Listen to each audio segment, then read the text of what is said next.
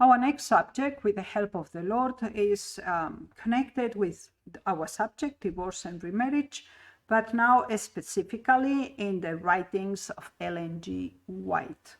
And let us consider, because of the time, one specific book. So, The Adventist Home, that was compiled in 1952, is one of the emblematic books that create a completely chapter about a divorce.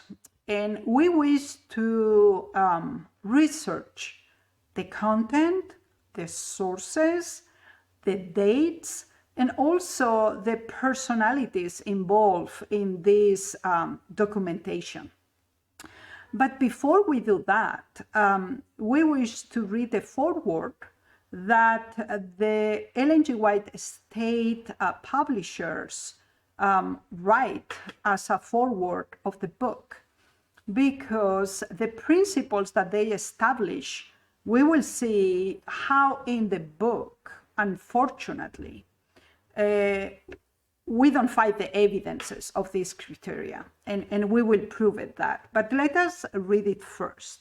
So the first element that is very clear presented since the beginning is that the Adventist Home is a compiling work and is done from the excerpts from the different writings of Sister White that covered approximately 7 decades.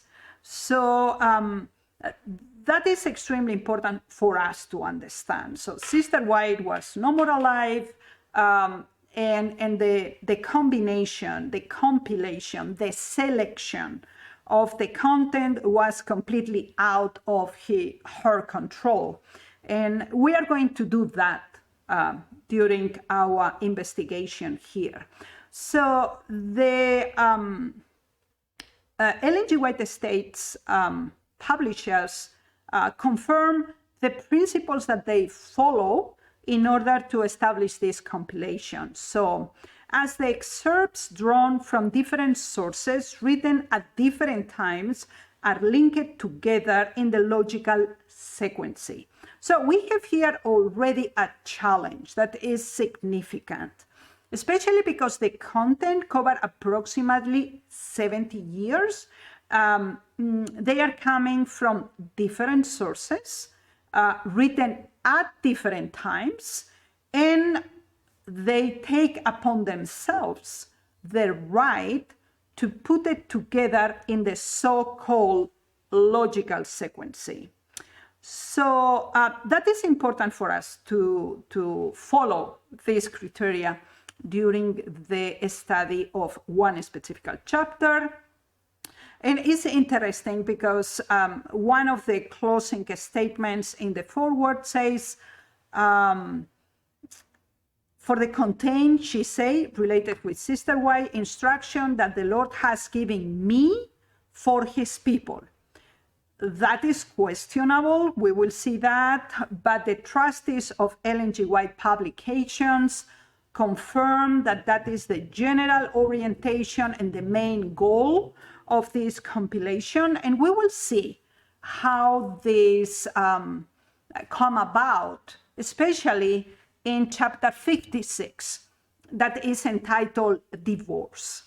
So we have 8 subtitles in this chapter, and we need to understand something. The subtitles are created through the trustees. So the titles are no part in the description of Sister White. So the titles are completely created by the trustees. So we have here 8 subtitles, and the one is Counsels to One Contemplating Divorce, Advice to a Separate Couple, to a Hopelessly Mistreated Wife, to a Deserted Husband, Still Married in God's Sight, Although Divorced, Separation from an Unbelieving Companion, A Wife Urged to Change Disposition, Not the Marriage Status, Adultery, Divorce, and Church Membership. So we have 8 subtitles that are completely creation of the trustees. Okay, second element that we need to consider here is that, with the exception of the last subtitle, all the rest are letters and manuscripts. So they are very specific content and is in clear contradiction to the general statements that are included in the foreword. So we have several letters. The other element connected with time, if we follow exactly how the structure is created for chapter 56, time chronology is completely out of the picture, because the first one is 1888, then it's 1902, 1907, again 1988, 1863, 1888, 1901, 1903, 1868. So it's not at all any consideration whatsoever about the chronological content based on the date. And that is something to be worried about. A second very important element here is that we have, under different subtitles, the same primary sources. For example, we have Council 1 Contemplating Divorce, that is letter 8 from 1888, and then we have subtitle number 6 with the title Separation from an Unbelieving Companion. And that is absolutely the same letter, it's letter 8 from 1888. So when you go and read this chapter, the impression that any regular reader will take is that there are several cases. And that is a very difficult situation, but it's very deceiving the way how, for different cases, is presented the same primary source. So we have two cases here: Console to One Contemplating Divorce, Separation from an Unbelieving Companion is the same person and is the same case and is considered in two different sections. Okay, that is only one example. We will go in detail one after the other. So that is something that is to be preoccupied in the way how this chapter is composed, because time is not considered, context is not respected, and the general direction of the council or the recommendation is absolutely out of context. So that is something very concerning. Now,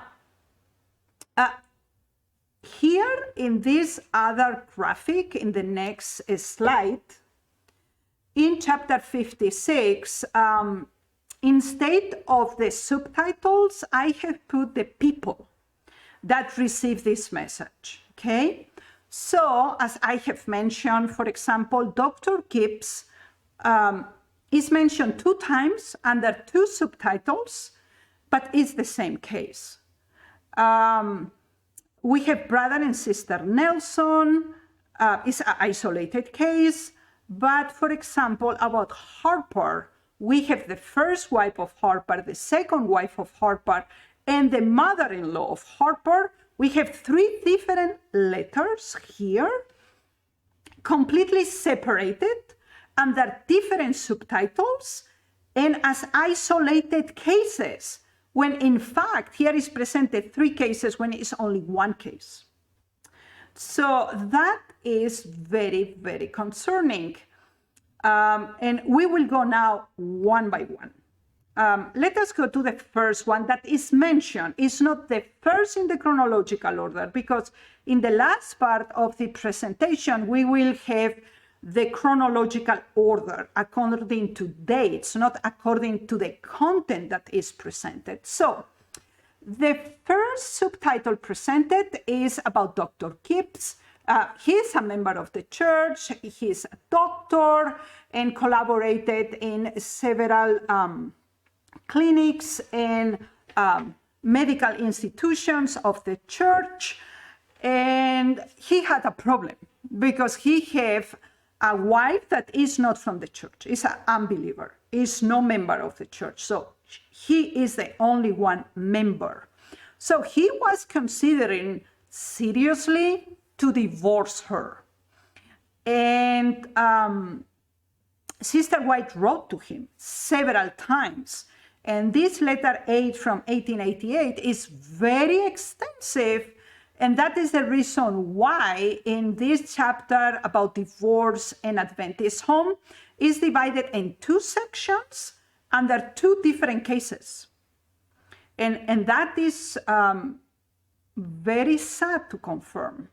That gives the impression they are 2 different cases when it's absolutely the same. And the reference are exactly the same. So let us read, because of time, only one of this section.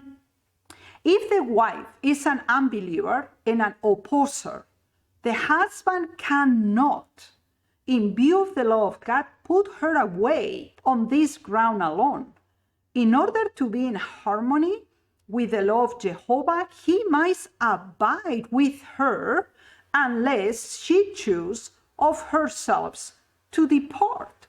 So the wife of Dr. Gibbs was not only an unbeliever, but she was also an opposer of Adventism. And probably the life of Brother and Dr. Gibbs was extremely difficult. And Sister White described us here when he said, he may suffer opposition and be oppressed and annoyed in many ways. He will find his comfort and his strength and support from God, who is able to give grace for every emergency. He should be a man of pure mind, of truly decided, firm principles, and God will give him wisdom in regard to the course which he should pursue. Impulse will not control his reason, but reason withhold the lines of control in her firm hand, that last shall be held under bit and brightly. So this case of an unbeliever wife and an opposer wife is the first case that is presented in this chapter, when clearly it's not connected with divorce. The divorce never took place in this moment, at this time, in these circumstances. Of course, he was considering this option, but Sister White made him absolutely clear it's not according to the will of God. So let us go to the second case that is presented. And it's a letter directed to both spouses. So it's Brother and Sister Nelson.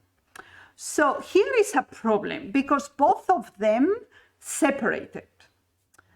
And they don't live together for long periods of time. And they were considering to apply for divorce. So Sister White writes to them and says, my brother, my sister, for some time you have not been living together.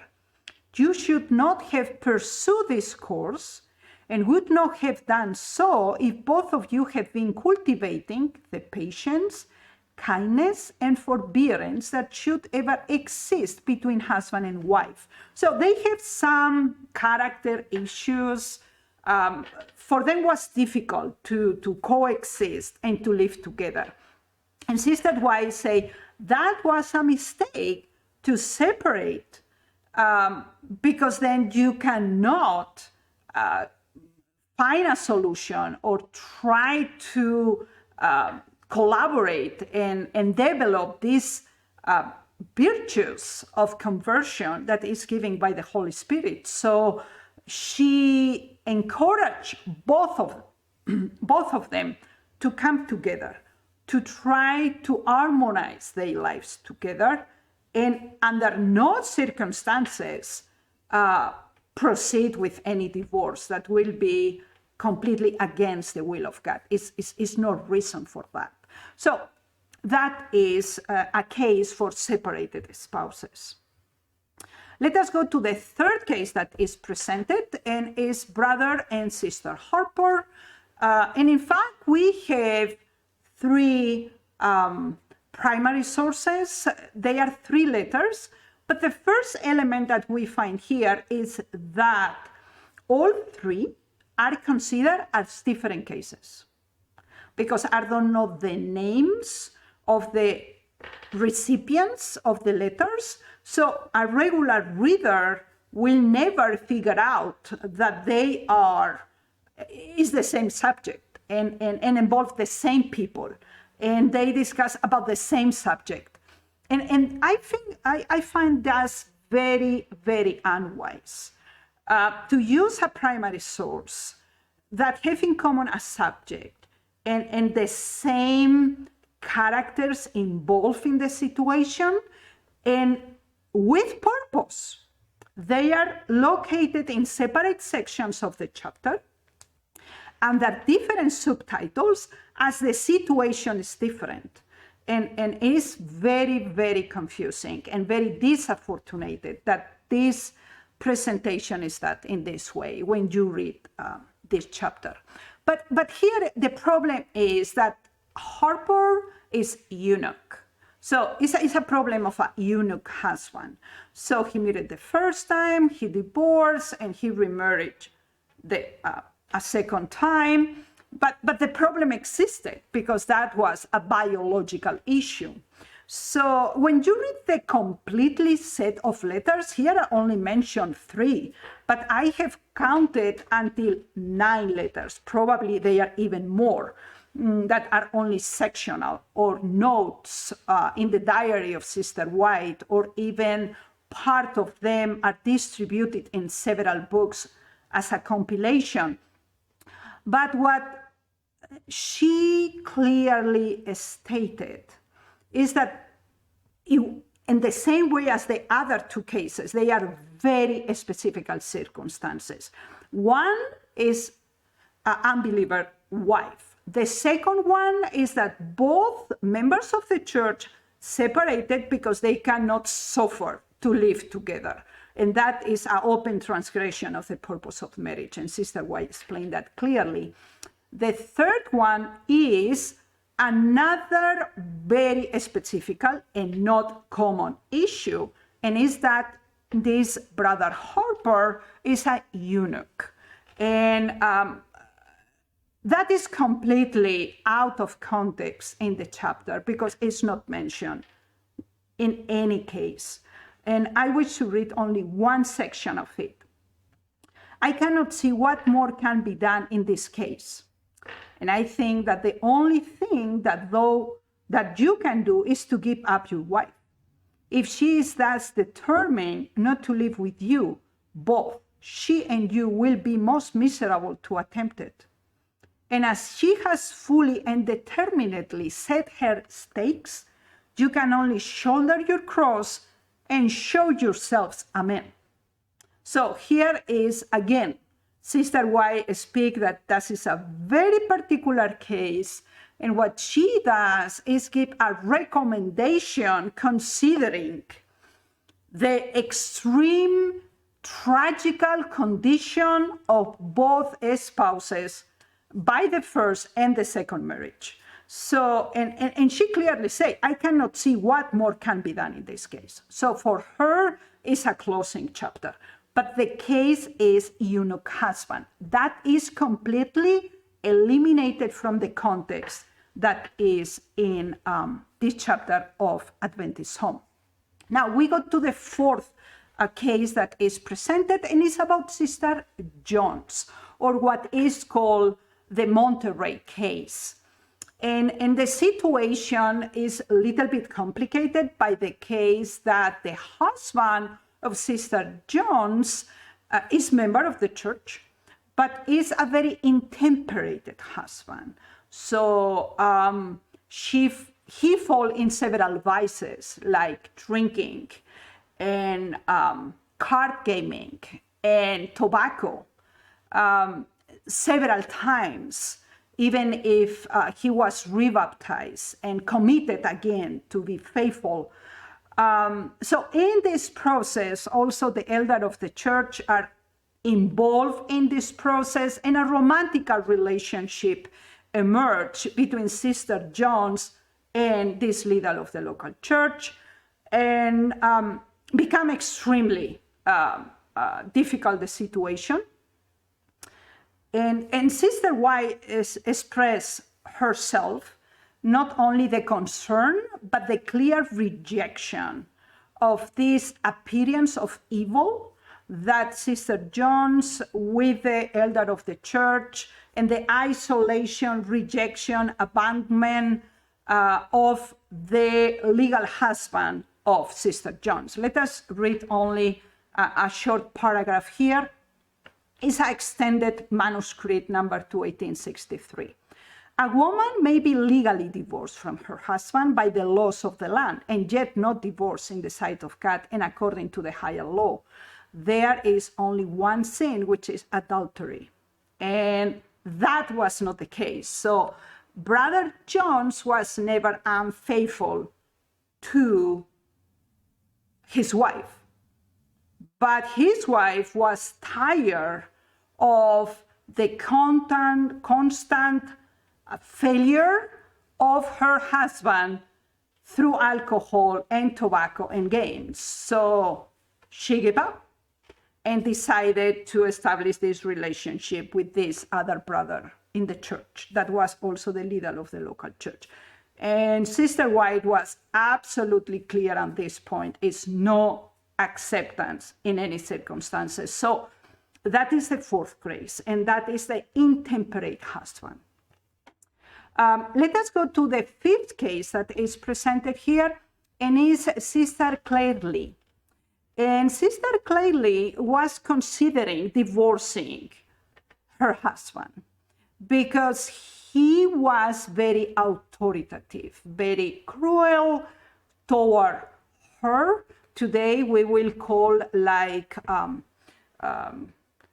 we don't have proofs of physical abuse, but from the letters you can see that probably was verbal abuse, emotional abuse, in a very extreme development of cruelty from the side of the husband to the wife. So the sister was clearly thinking about divorce in this case. So Sister White wrote to her and says, what is very significant here is that, again, if it's not a case of adultery, she cannot be legally in front of God divorced and approved by him. Let us go to the case number 6 that we find here, and that is Sister A.G. We don't have the completely name, only the initials. And that is a very interesting element that is presented here in this chapter of Adventist Home, because even if all the others were letters, even one is a manuscript but is in the form of letters, that is the only exception related with the content. That is an article in the Review and Herald from 1868 from March 24th. And that is an article that Sister White, with her husband, they wrote. But it's not an article in the literal sense. It's an answer. One section of the Review and Herald have question and answers, where people, readers, interesting souls, and members especially, they write questions because they were subscribers of this magazine. And in the last section of the Review and Herald, always they selected some of the questions and published the answers. So that is this specific case here. So, and that is adulterous husband. It's the only case from all the other 5 that somebody commit adultery. And here was a consultation. Okay. Is she forced to divorce him. Or if she decided not to divorce him, can she somehow help him? Or can he be again included in the church? Can be received as a member? So there are several questions. And in the last section of this answer, there are several key elements. And I wish that in a next opportunity, I can research together with you in another seminar, maybe, these 15 articles of the Review and Herald. This is only one of the cases.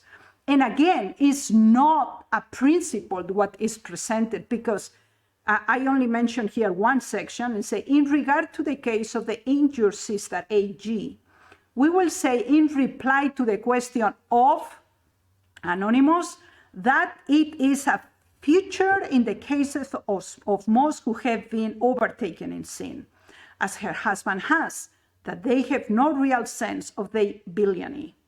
So again, it's not a principle here. It's a very specific case. And from all the cases presented, it's the only case that involves adultery. And in fact, the wife don't want it to divorce. And that is really interesting. So it's very concerning that this chapter of the Adventist Home would completely out the questions, the letter, and even the manuscripts and the articles to provoke and give the impression of something that is completely isolated from the original context. So let us do something very interesting. Now, in chapter 56 about the divorce, we have seen at the beginning the subtitles, the personalities involved in the cases. And now here in this new graphic, you will see the way how they are presented that is not connected with the chronological order. For example, the first case that is presented is Dr. Gibson in two occasions as two separate cases, and the date is from 1888. But the oldest reference that we have is for Sister Jones, but occupy the subtitle 5, and that is from 1863. And that needed to be the first case under the correct subtitle, and that is absolutely missing here. So then in the correlation of the subtitles, we have Brother and Sister Nelson, but that is from year 1902. So following the chronological order, the next in the list that need to follow is Sister AG, this reference to the Review and Herald in 1868. And please, when you consider the dates, don't forget to consult the first presentation to know exactly the resolutions that were implemented at that time. And this completely changed the picture and the right understanding, and avoid any violation of content and limited the level of interpretation when the historical context is considered.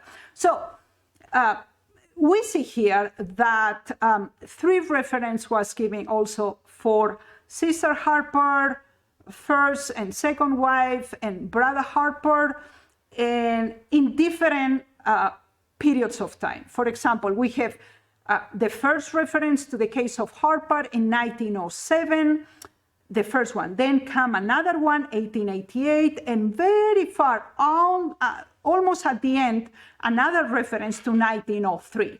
It's like 2 different cases, and because we know that it's the same case, even it's not connected with the correct development of the events, because it's not in the chronological order. So it's a completely disruption of the reality that is presented here.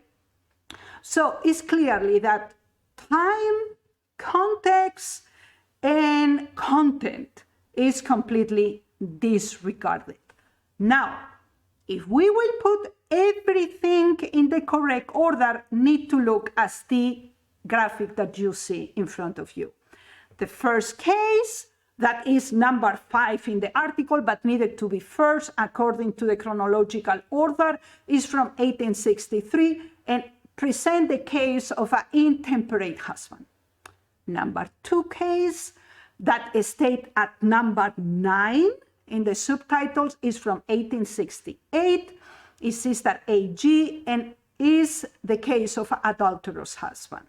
Then the third one is Dr. Gibbs, mentioned 2 times, and is related to the incredulous wife or unbeliever wife, 1888.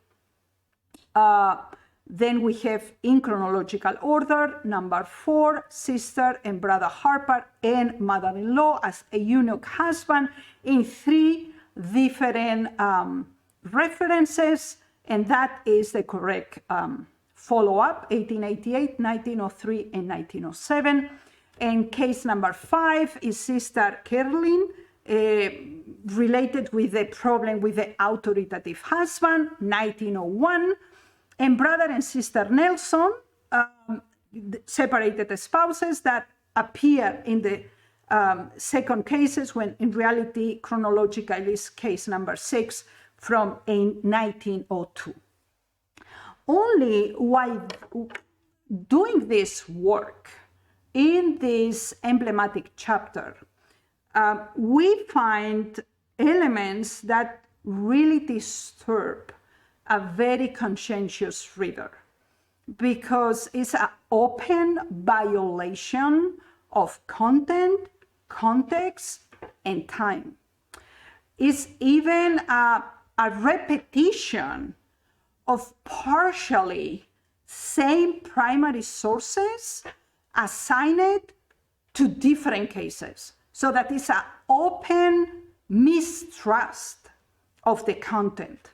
And the other very important case, because we have 6 cases, if we put it in the chronological order, they are all of them distributed in several books. So you get the impression there are so many cases, there are so many circumstances, there were so many irregularities. In fact, you have these cases in the most common books compilated after 1915, but they are exactly these 6 main cases that are structured here, that is connected with this specific case of marriage, divorce, and remarriage. And it's very important for us that we also consider in a future seminar these 15 articles of the Review and Herald that will be a revelation, an open eyes about the real situation when we put all the 3 elements together. So resolutions of General Conference, a statement of Sister White, and public paper of the church. And all 3 together will bring to us a completely understanding about the reality, and will avoid all interpretations, full assessments that are done related with this subject. So may the Lord help us to trust the principles of the Bible in the declaration of Jesus Christ as a fundamental and final word. Is my wish and prayer. Amen.